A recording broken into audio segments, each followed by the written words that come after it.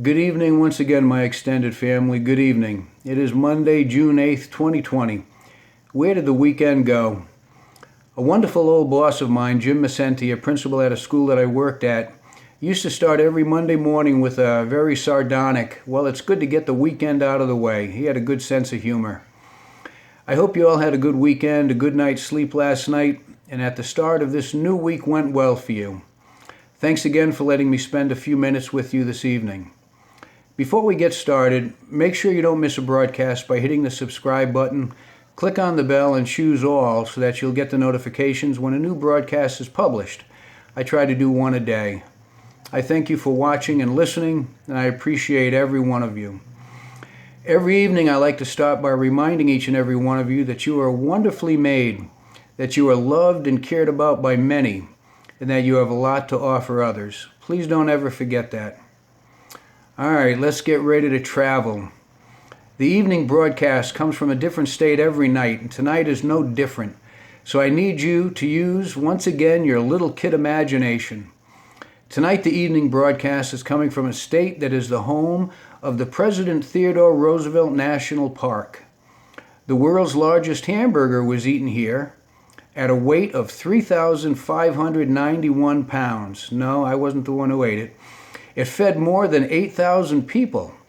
I don't know how long it took, and hopefully it didn't go bad before they were done eating it. Most of the pasta eaten in the United States comes from wheat that is grown here. So if you're eating spaghetti or some other kind of pasta, you can think of this state. It is illegal here to dance while wearing a hat. I'm always wearing a hat, so I guess I wouldn't be dancing. No, I'd take it off to dance. I like to dance. You can't take a nap with your shoes on. It is big time against the law to set off fireworks after 11 p.m., even around the 4th of July. I remember not too long ago there was a city ordinance right here in Norwich that made everything in the city quiet at 10 p.m. And it wasn't the police who enforced it. It was the mutual respect that we all seemed to have for each other that made us shut it down, as it were, at 10 p.m. If you're working on your car, you stopped. No revving the engine after 10 o'clock, no screeching tires. Even the porch talk went down in volume. A rogue pop of fireworks near 10 p.m. around the 4th of July made you look at the clock. And that was a good thing. Anyway, back to the state. There is a city here with a population of 5, only 5 people. There's no towns nor villages. Each place is an official city, no matter how small the population. This is the least visited state by vacationers in any other state. The state grows more sunflowers than any other state, so if you like sunflower seeds, you're probably getting them from here. The state's name means friend. It comes from an Indian name. The state flower is the prairie rose. The state insect, is my favorite, the ladybug. I've never been a bug kind of person. Even when I was a kid, I didn't like bugs, but I liked ladybugs. 90% of this state are farms and ranches. This state produces more honey than any other state, so I'm sure there's lots of honeybees out there.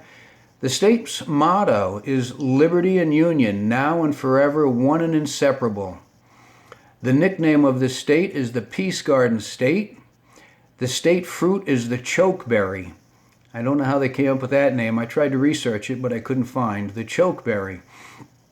The capital of the state, and this is going to give it away, I think, to most people, if I haven't given it away already, is Bismarck. Bismarck, North Dakota. Right after this broadcast, I'll be taking my cigar walk, well, a little bit later on, because it's a little early right now. I'll be taking my cigar walk through Scandinavian Heritage Park. It's the only outdoor museum in the world that features all 5 beautiful Nordic countries. That would be Denmark, Finland, Iceland, Norway, and Sweden.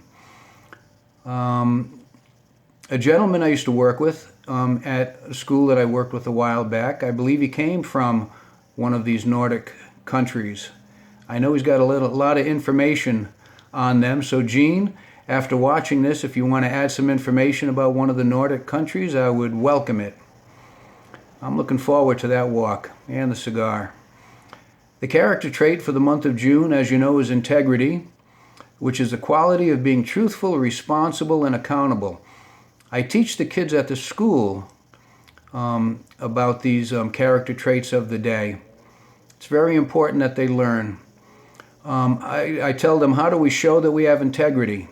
By keeping our word, our commitments, caring for the people around us, and especially by being the person that we say we are.